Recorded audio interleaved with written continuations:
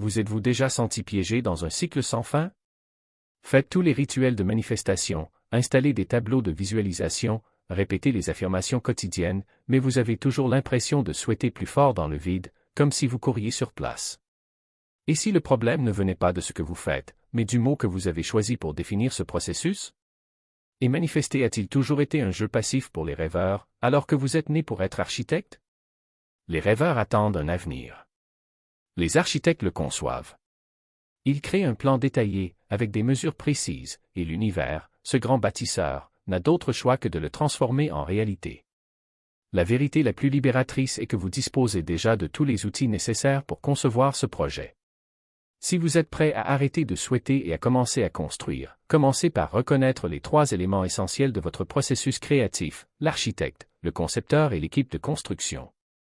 L'architecte est votre esprit conscient, votre concentration et votre capacité de prise de décision. Votre seul rôle est de définir, avec une clarté absolue, ce que vous souhaitez créer. Un architecte ne dit jamais à son équipe « Construisez quelque chose de beau ». Non.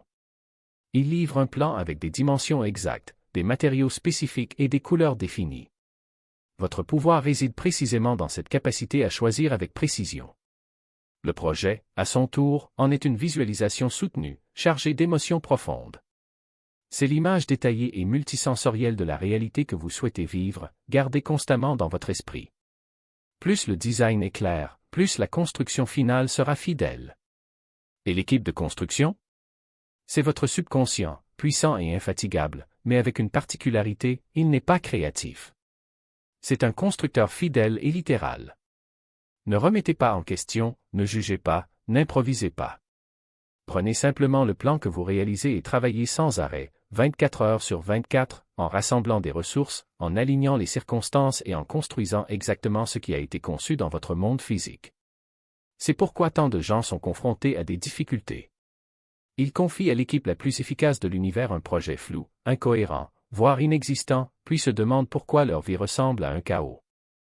La première étape consiste donc à créer un projet impeccable. Comment faire cela?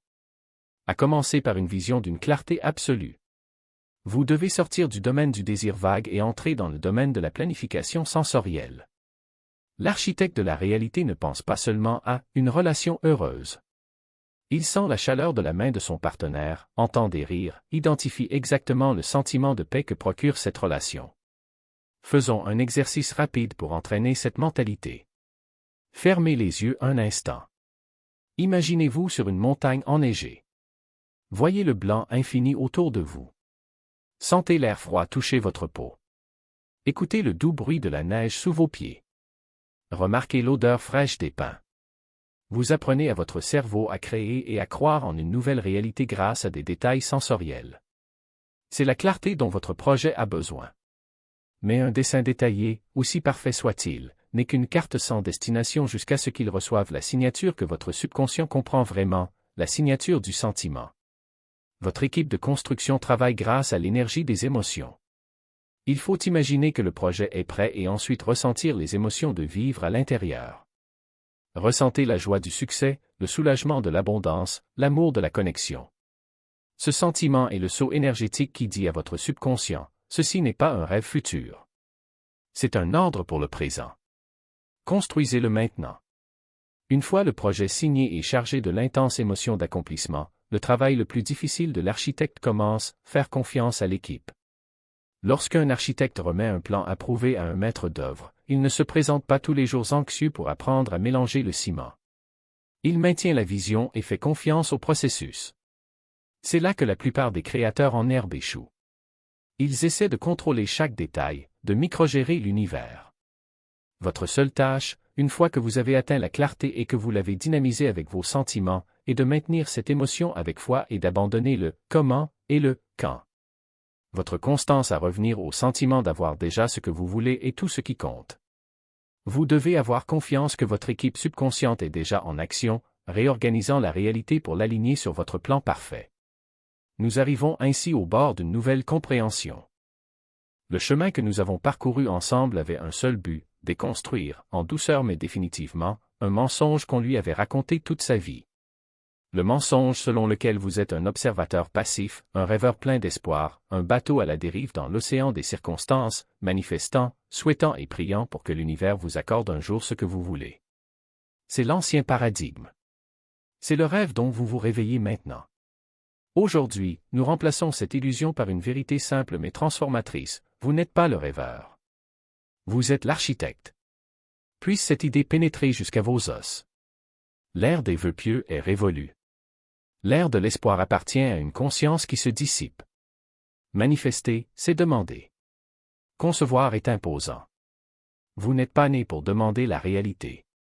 Il est né pour l'ordonner à l'existence à travers les lois divines et immuables de la création. Le projet que vous portez en tête n'est pas une suggestion. C'est un ordre de service pour le cosmos. Et l'univers, ce grand et fidèle bâtisseur, ne sait pas dire non. Il ne sait construire que ce que l'architecte conçoit. C'est le grand secret. Mais maîtriser ce pouvoir nécessite la maîtrise de vos outils et une compréhension profonde des 3 phases du dessein divin. Le premier outil est la clarté. L'univers ne répond pas à l'ambiguïté. Votre équipe subconsciente ne peut pas construire à partir d'une esquisse floue. Lorsque vous créez un projet vague, vous ordonnez à l'univers de construire une réalité vague. Exiger la netteté n'est pas un fardeau. C'est un acte de respect pour le processus créatif.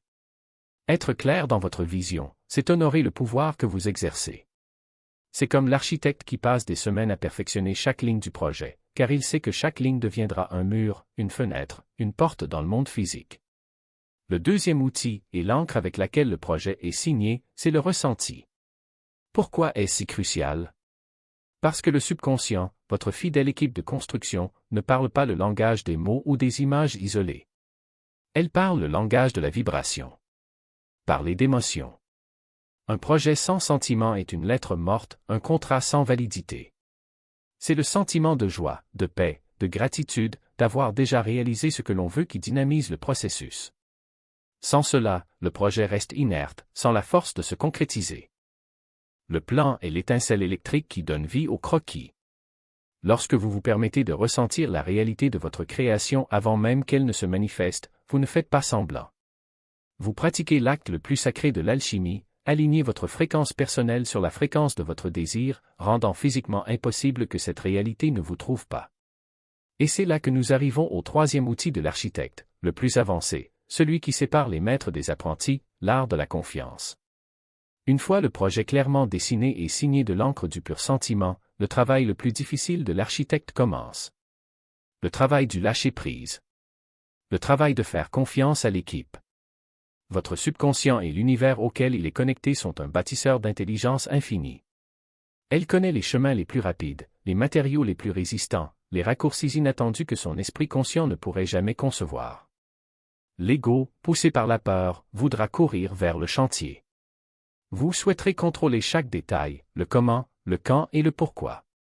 Vous creuserez la graine chaque jour pour voir si elle germe, et ce faisant, vous tuerez tout le projet. La confiance n'est pas une attente passive. C'est un état actif de connaissance. C'est la conviction inébranlable de l'architecte qui a livré les plans et qui se concentre déjà sur le prochain projet, car il a une confiance absolue en son équipe. Votre seul travail, après la phase de conception, est de maintenir le sentiment que le désir est déjà devenu réalité, de vivre de la réalité de la construction terminée et de laisser l'univers s'occuper des détails de l'exécution. Car c'est le domaine du constructeur, pas de l'architecte. Votre domaine est le quoi. Alors regarde ta vie. Regardez les projets que vous avez inconsciemment confiés à votre subconscient chaque jour. Le projet est difficile. Le projet, je ne suis pas assez. Le projet, peut-être un jour. Votre fidèle équipe de construction a érigé ces réalités pour vous avec perfection, sans aucun doute. Mais aujourd'hui, vous vous réveillez. Aujourd'hui, il reprend ses outils. Vos projets ont été trop petits. Vos visions, trop modestes. Vous concevez des abris alors que votre âme sait que vous êtes né pour construire des cathédrales. Le pouvoir en vous, celui qui crée les étoiles et les galaxies, attend un projet à la hauteur de votre talent. C'est votre premier jour en tant qu'architecte conscient de votre vie. Les outils sont entre vos mains, la boussole de la clarté, le carburant du sentiment et le pouvoir souverain de la confiance. La question n'est plus de savoir si vous pouvez créer la vie de vos rêves. La seule question est, quelle magnifique réalité projeterez-vous en premier? Si vous êtes prêt à licencier l'ancien architecte du doute et de la peur et à assumer le rôle pour lequel vous êtes né, prenez votre premier décret officiel. Allez dans les commentaires et déclarez votre nouvelle identité à l'univers. Écrivez avec puissance et intention, je suis l'architecte. Que vos visions soient claires, vos sentiments purs et votre confiance dans le grand bâtisseur absolu. Maintenant, allez concevoir des mondes.